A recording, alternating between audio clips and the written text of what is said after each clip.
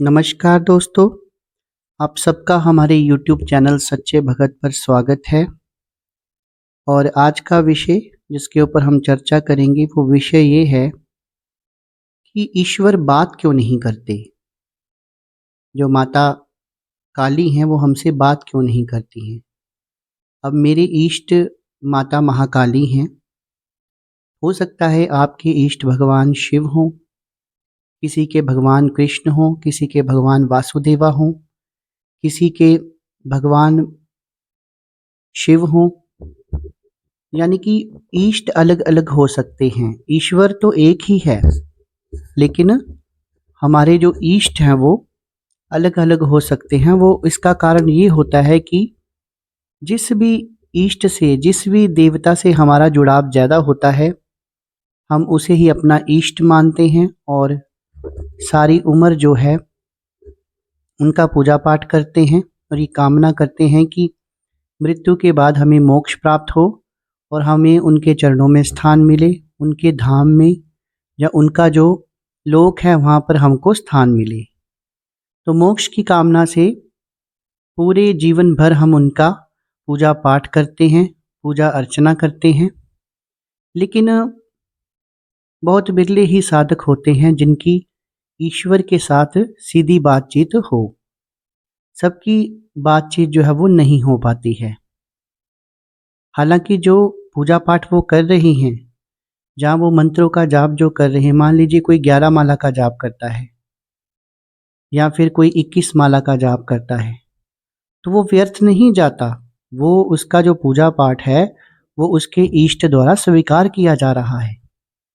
लेकिन फिर भी मन में कहीं ना कहीं मलाल रह जाता है कि ईश्वर जो है वो हमसे बात क्यों नहीं करते, वो जवाब क्यों नहीं देते। तो ये विषय है, इसके ऊपर हम आज चर्चा करेंगे। इससे पहले कि हम विषय को शुरू करें, मेरा आप सबसे आग्रह है, जो भी मेरे इस YouTube चैनल पर पहली बार आया है, पहली बार मेरी वीडियो देख रहा है, कृपया करके वीडियो को लाइक कर दे, चैनल को सब्सक्राइब कर दे, बेल आइकन को प्रेस कर दे, ताकि आगे जो मेरी वीडियोज़ आएँगी उनका नोटिफ़िकेशन उन तक पहुँचता रहे और अध्यात्म के बारे में उनकी जानकारी जो है वो बढ़ती रहे। तो चलिए दोस्तों, विषय को ले लेते हैं। माँ काली बात क्यों नहीं करती, या फिर कह सकते हैं कि जो भी आपके इष्ट, आपके देवता है, वो बात क्यों नहीं करते, वो जवाब क्यों नहीं देते। बहुत सारे भाव उठते हैं दिलों में। कई बार हम अपने अगर दुखी हों तो अपने इष्ट के आगे रो पड़ते हैं। और इस संसार में है भी कौन है जिसके साथ हम बातचीत कर सकें, अपने मन के दुखों को साझा कर सकें। तो एक रिश्ता सा बन जाता है अपने इष्ट के साथ। रोज रूटीन में हम सुबह उठते हैं, नहा धोकर स्वच्छ होकर अपने मंदिर में बैठते हैं। वहाँ पे जो इष्ट हैं आपके, जिनकी भी आपने मूर्ति रख रखी है, जहाँ उनकी कोई फ़ोटो रख रखी है, वहाँ पर हम दीपक जलाते हैं, उनका आवाहन करते हैं, धूप-दीप करते हैं। और अगर खुशी हो मन में तो भी अपने इष्ट को एक माँ-बाप की तरह सुनाते हैं, अगर दुःख हो तो तब भी उनको सुनाते हैं। तो ये क्या है? ये हमारी श्रद्धा ही तो है, ये हमारे भाव ही तो हैं, जो वर्षों से हम पूजा पाठ से एक कनेक्शन सा अपने इष्ट देवता के साथ बना लेते हैं। उनका रिश्ता हमारे साथ ऐसे हो जाता है जैसे माँ-बाप का रिश्ता हो।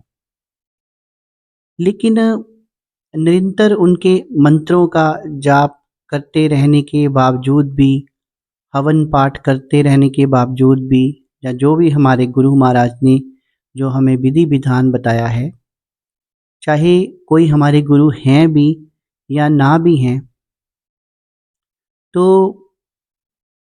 ईश्वर ऐसे लगता है कि हमारे साथ बात नहीं करते। लेकिन ऐसा नहीं है, वो करते हैं, वो हमारे साथ बात करते हैं, हमारी बातों का जवाब भी देते हैं, लेकिन हम उनके साथ कनेक्ट नहीं हो पाते।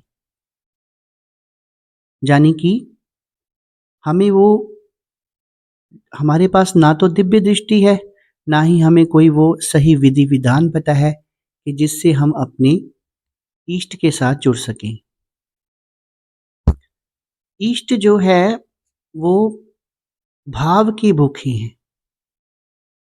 आपने देखा होगा जो व्यक्ति बिल्कुल सरल है, जिसके मन में किसी के प्रति द्वेष नहीं है या उसके मन में कपट नहीं है, बिल्कुल साधारण व्यक्ति है जिसे दुनिया का इस कलयुग का हेर फेर नहीं आता है, उसके साथ जो भगवान है वो बहुत जल्दी जुड़ जाते हैं।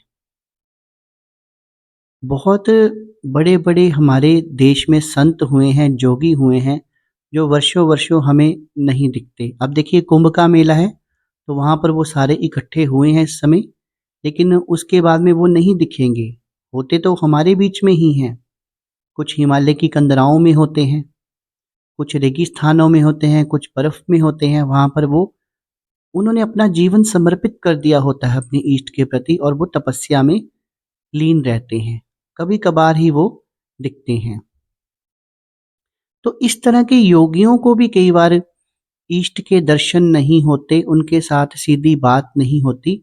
लेकिन जो व्यक्ति बिल्कुल साधारण है और जिसके भाव सही हैं, उसके साथ ईश्वर बहुत जल्दी जुड़ जाते हैं और सीधी सीधी जो है वो बातें होने लगती हैं उनके साथ। तो ये एक बहुत बड़ी बात है। जैसे कि रामकृष्ण परमहंस जी थे, उन्होंने कलकत्ता में जो दक्षिणेश्वर काली का मंदिर है, विवेकानंद जी के गुरु थे जो, तो उन्होंने गृहस्थ आश्रम में, उनका अपना परिवार था, गृहस्थ आश्रम में रहकर उन्होंने माता महाकाली की पूजा की, सात्विक तरीके से की। और उनको वो खाना खिलाते थे, अपनी जूठन खिला देते थे। तो उनके प्रति उनके जो भाव थे, उनके कारण जब भी वो माँ को बुलाते थे तो माँ प्रत्यक्ष उनके सामने खड़ी हो जाती थी। कहते हैं माँ रोज उनसे मिलने आती थी और वो उनको खाना खिलाते थे अपने हाथों से। ऐसी बहुत सारियाँ कहानियाँ जो है आपने सुन रखी होंगी। बहुत वर्ष पुरानी बात भी नहीं है ये। तो भक्तों की बहुत बड़ी बड़ी मिसालें हैं। जैसे भक्त प्रहलाद थे, क्या बहुत बड़े ऋषि मुनि थे, जहाँ बहुत बड़ी तपस्या की थी। छोटा सा एक बच्चा था वो, लेकिन सच्चे मन से उसने अपने ईश्वर को पुकारा तो ईश्वर को आना ही पड़ा। तो जब ईश्वर ही आपके सिर पर हाथ रख दें और जब उनका आशीर्वाद हमको मिल जाए, तो हमें क्या ज़रूरत है कि हम किसी सिद्धि को प्राप्त करें। सिद्धियों को प्राप्त करने की तो ज़रूरत ही नहीं है, सिद्धियां तो खुद ही दौड़ आएंगी। छोटी मोटी सिद्धियों के चक्कर में हम लोग पड़े रहते हैं। लोग तो ऐसे ऐसे कमेंट करते हैं, कच्चा कलुआ सिद्ध करवा दो, प्रेत सिद्ध करवा दो। लोग डरते ही नहीं हैं, लोग सोचते ही नहीं हैं कि इन चीज़ों का हमारे पर क्या प्रभाव होगा। जब हम पूजा पाठ ही भूत प्रेतों की करेंगे तो भूत प्रेत की जोनी में ही हम जाएंगे, अपने घर को बर्बाद ही तो करेंगे। लेकिन जब हम देवताओं की पूजा करेंगे, अपने इष्ट की पूजा करेंगे, तो जब हमारी मृत्यु होनी है, हमें मोक्ष प्राप्त होना है, तो मोह माया के बंधन से छूटकर सीधे उनके चरणों में हम पहुंच जाएंगे। तो ईश्वर बात करते हैं, लेकिन ईश्वर बात करते हैं, माता महाकाली हमारे साथ बात करती है, लेकिन उनके साथ बात कैसे करनी है उसका तरीका होना चाहिए। पूजा पाठ आप जो मर्जी करें, हम कभी भी जब कोई हमारे से दीक्षा लेने आता है या फिर हमारे से बात करता है कि अध्यात्म के मार्ग में हम कैसे आगे बढ़ें, माता महाकाली को कैसे प्राप्त करें या अपने इष्ट को कैसे प्राप्त करें, तो हम उन्हें कहते हैं कि ये जो हृदय है, हृदय सर्वोपरि है। हृदय कह लो, जहाँ आप अपना इसको मन कह लो। तो जहाँ पर ये हृदय चक्र होता है, हमारा हृदय है जो, इसके अंदर माता महाकाली, भगवान विष्णु, भगवान शिव, भगवान श्री कृष्ण सबका डेरा है। वो ईश्वर, वो प्रभु जो निराकार है, वो हमारे हृदय में रहता है और उसके हृदय में ये सारा संसार बसता है। तो हृदय जो है, आपने हृदय के ऊपर ध्यान लगाना है। जब भी आप पूजा पाठ कुछ भी करते हैं, जो भी पूजा पाठ आप करते हैं, चाहे आप किसी मंत्र का जाप कर रहे हैं या फिर आप हवन करते हैं या आपके गुरु ने कोई और विधि विधान बताया है या फिर आप कुछ भी नहीं करते, सिंपली आप धूप दीप करते हैं अपने इष्ट का, उन्हें भोग प्रसाद खिलाते हैं। तो जब आप पूजा पाठ अपनी कर लें, दीक्षा में भी हम लोग जो भी व्यक्ति जो पूजा पाठ कर रहा है उसको नहीं छेड़ते। हम कहते हैं जैसे आप वर्षों से पूजा पाठ करते आए हैं वैसे कीजिए, और अगर हम कुछ उसमें जोड़ना चाहें या कम करना चाहें, वो व्यक्ति को बता दिया जाता है जो अपनी आध्यात्मिकता की शुरुआत कर रहा है। फिर उसे बोला जाता है कि पूजा पाठ करने के बाद वहीं आसन पर बैठे बैठे ध्यान करे। और ध्यान कहाँ लगाना है? अपने हृदय के ऊपर। शुरू में ध्यान नहीं लगेगा, 5 मिनट लगाइए ध्यान, 10 मिनट लगाइए, धीरे धीरे ध्यान को हमने बढ़ाते जाना है। कई बार आपने सुना होगा कि कुछ साधक ऐसे भी कहते हैं कि मंत्रों का जाप करने के कारण, पूजा पाठ करने के कारण हृदय की तरंगे जो है वो पकड़ में आ जाती हैं। हृदय की तरंगों से जो व्यक्ति है वो सब कुछ पकड़ लेता है, अगले का सब कुछ बता देता है, जब मंत्रों का जाप बहुत अधिक संख्या में हो जाए। तो वही प्रक्रिया मैं आपको कुछ कुछ बता रहा हूँ। आपने हृदय के ऊपर ध्यान लगाना है और हमारे हृदय की जो आवाज़ होती है, जो टिक टिक की आवाज़ होती है, आप सीधे अपनी कमर को सीधे करके आसन पे बैठ जाइए और हृदय की आवाज़ को कानों से सुनना है। आपका सारा ध्यान जो है हृदय चक्र के ऊपर होना चाहिए। आपने हृदय की आवाज़ को सुनना है तो वो आपको सुनाई देगी। उस हृदय की जो टिक टिक की आवाज़ है, या फिर हम इंग्लिश में बोल देते हैं लप डप की जो आवाज़ है, उसके ऊपर आपने ध्यान देना है। उसके ऊपर ही माता महाकाली, भगवान शिव, भगवान कृष्ण, जो भी आपके इष्ट हैं वो विराजमान हैं।